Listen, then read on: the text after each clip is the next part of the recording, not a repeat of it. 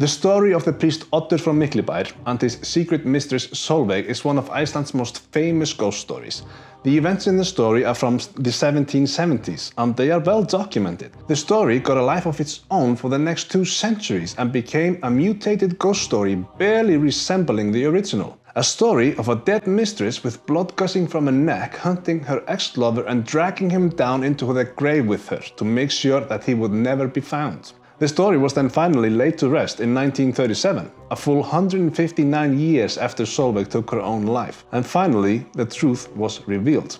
Here's the story of Sólveig from Miklibær. Oddur was the priest of Miklibær. He was the son of the bishop at Hólar. His father, the bishop, was not happy that he was not married, and he was also concerned about the rumors that his son was having an affair with his peasant maid Sólveig.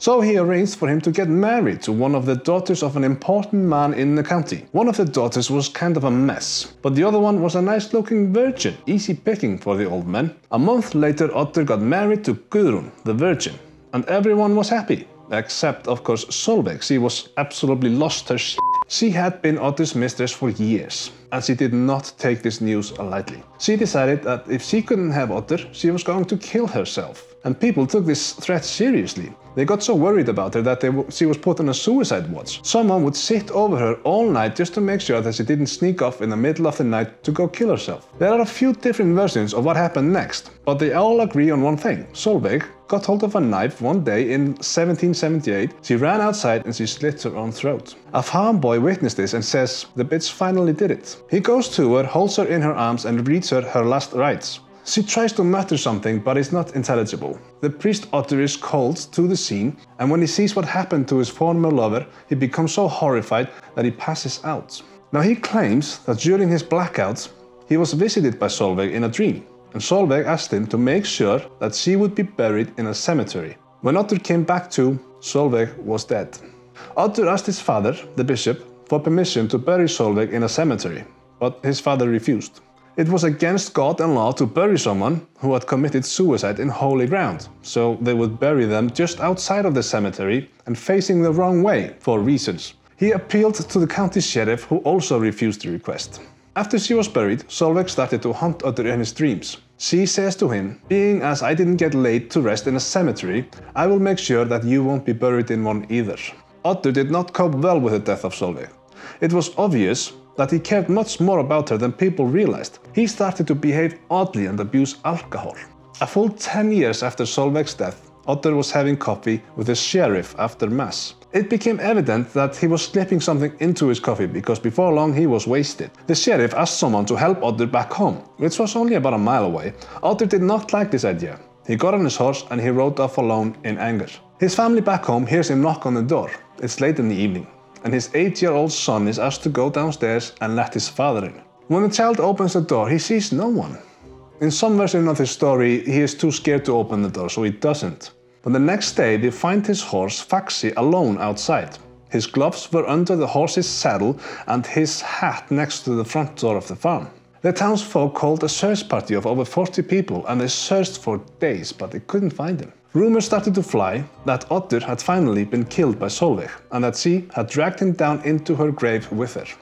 The sheriff was asked for permission to dig up Sólveig, but he refused, leading some to believe that maybe the sheriff even killed him. Many claim to know exactly what happened to Oddur. One goes as far as to claim that he knew that Oddur had been buried with Sólveig with his chest across her head. But the prevailing story for 159 years was that Sólveig had made good on her promise and made sure that Oddur would never rest in a cemetery. And many different versions of a ghost story were born. Well, the truth was about to be revealed. In 1901, an Englishman drowned nearby and was buried in the cemetery where Sólveig was. By this time, the cemetery had grown and Sólveig's grave was now actually inside the holy ground. The grave diggers who were digging the Englishman's graves allegedly found the legs of a skeleton that was facing the wrong way, and his head was across where Sólveig's grave was thought to have been. The legs even had boots on them. The priest asked the diggers to cover the bones and move the Englishman's grave a bit. Years pass, and in 1914 another woman is buried near Sólveig's grave. This time the diggers find Sólveig's chest. It's only a few rotten pieces of wood by now, and they just carefully move everything, including the bones, slightly and cover her up again. They saw no man across her chest. A few decades pass again, and psychics become a popular trend in Iceland. Many claim to have been visited by Sólveig, and in 1937 a psychic claims that during one of her psychic meetings Sólveig herself appeared. She said she did not kill Oddur. Furthermore, she claims to know what happened to him. Sólveig tells the psychic that he drowned in a pit and his remains are still there.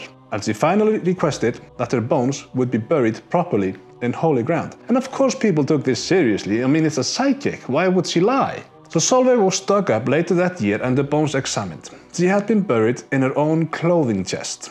There was no one there with her.